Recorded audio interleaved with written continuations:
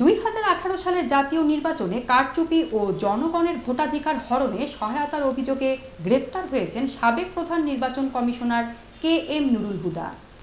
রাজধানীর শেরেবাংলানগর থানায় দায়ের করা মামলায় সোমবার তাকে ঢাকার চিফ মেট্রোপলিটন ম্যাজিস্ট্রেট আদালতে হাজির করে পুলিশ।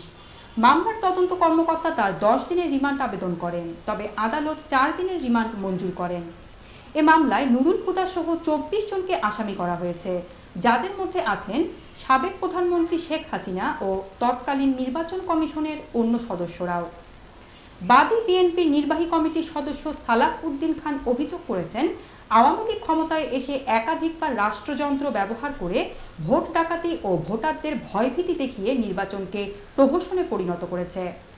অভিযোগে বলা হয়, 2018 সালের 30 ডিসেম্বর অনুষ্ঠিত একাদশ সংসদ নির্বাচনে আওয়ামী লীগ ও তার সহযোগী সংগঠনের ক্যাডারদের সহায়তায় ব্যাপক অনিয়ম করা হয়। ব্যালট বাক্স আগেই পূর্ণ করে রাখা হয়। বিএনপি ও ঐক্যফ্রন্টের প্রার্থীদের প্রচারণা বন্ধ করে দেওয়া হয়। ভোটারদের কেন্দ্র থেকে বের করে দেওয়া হয়। এমনকি রাতেই ভোট গ্রহণ সম্পন্ন করে ফলাফল ঘোষণা করা হয়। এসব অনিয়মের কেন্দ্রবিন্দুতে ছিলেন তৎকালীন প্রধান নির্বাচন কমিশনার নুরুল হুদা।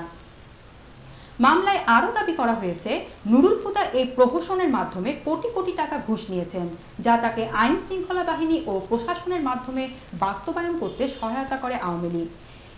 একই ধারাবাহিকতায় 2024 সালের দ্বাদশ নির্বাচনেও তিনি মদত দিয়েছেন বলে অভিযোগে উল্লেখ করা হয়েছে।